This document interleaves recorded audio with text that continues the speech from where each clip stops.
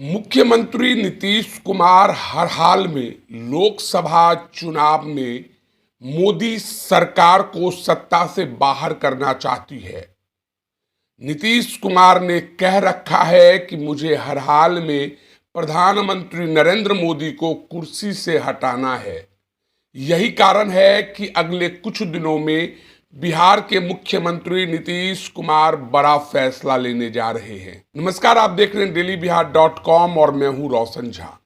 बिहार में जातिगत जनगणना का डाटा जारी हो चुका है। उस पर लगातार राजनीति हो रही है। सत्ता पक्ष जहां इसे ऐतिहासिक काम बता रहा है और कह रहा है कि जिसकी जितनी हिस्सेदारी उसकी उतनी भागीदारी होनी चाहिए, वहीं विपक्ष का कहना है कि जातिगत जनगणना का डाटा जो जारी हुआ है वह फर्जी है।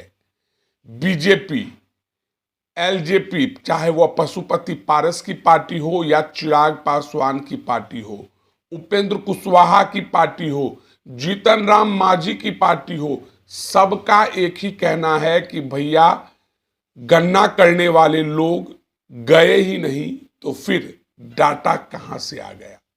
इसी बीच मुख्यमंत्री नीतीश कुमार जातिगत जनगणना डाटा को लेकर एक्शन में आते हैं। पहले वे सर्वदलीय बैठक बुलाते हैं, उसके बाद जदयू के नेताओं से 1-to-1 मुलाकात करते हैं, सबको लोकसभा चुनाव के लिए फीडबैक देते हैं और कहते हैं कि हमने आपके लिए बहुत कुछ किया है और हमारे मन में एक मास्टर प्लान है जिस पर काम करने जा रहे हैं। नीतीश कुमार जातिगत जनगणना डाटा को लेकर बड़ा फैसला करने वाले हैं। नीतीश कुमार ने साफ संकेत दे दिया है कि विधानसभा के अगले सत्र में वे जातिगत जनगणना डाटा को लेकर बिल लाने वाले हैं।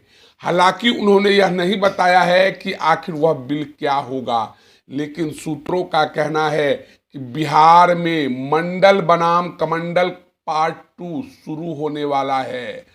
नीतीश कुमार इस जातिगत जनगणना डाटा के अनुसार न सिर्फ चुनाव में लोगों को प्रतिनिधित्व देने की बात कर रहे हैं, बल्कि नौकरी में भी आरक्षण देने की बात कर रहे हैं। आसान में समझते हैं कि अगर इस जातिगत जनगणना डाटा के अनुसार नौकरी में आरक्षण, राज्य सरकार द्वारा दी जाने वाली नौकरी में आरक्षण का लाभ दिया जाता है तो क्या होगा।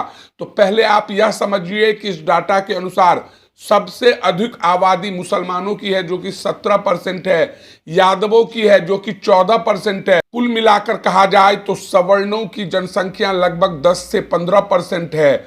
वही ओबीसी, एससी, एसटी को जोड़ दिया जाए तो हिंदू समाज में लगभग जनसंख्या 83% के बराबर है।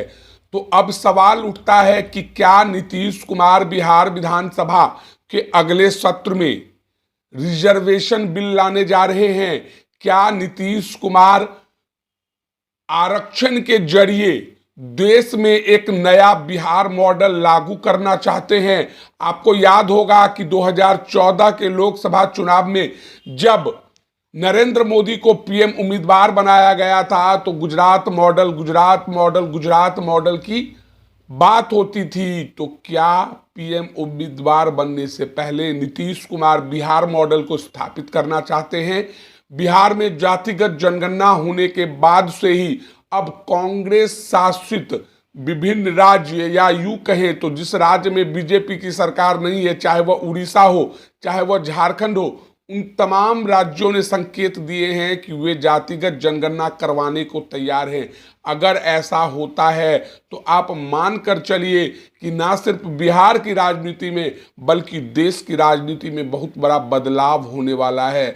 अब देखना दिलचस्प होगा कि विधानसभा में जातिगत जनगणना डाटा को लेकर मुख्यमंत्री नीतीश कुमार क्या फैसला लेते हैं। बहरहाल इस वीडियो में इतना ही। अगर आप हमारा यह वीडियो YouTube पर देख रहे हैं तो सब्सक्राइब कर ले, Facebook पर देख रहे हैं तो हमारे पेज को लाइक करें। धन्यवाद।